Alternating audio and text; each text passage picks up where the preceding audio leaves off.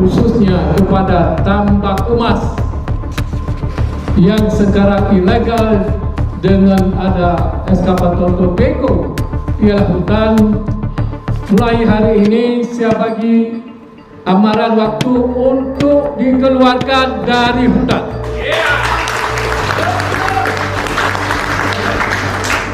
2 minggu dari sekarang semua eskavator keluar dari hutan Aceh. Oke? Dan jika tidak, selepas 2 minggu kami akan evaluasi dan kami akan periksa kalau tidak ada ketentuan yang akan kita berikan.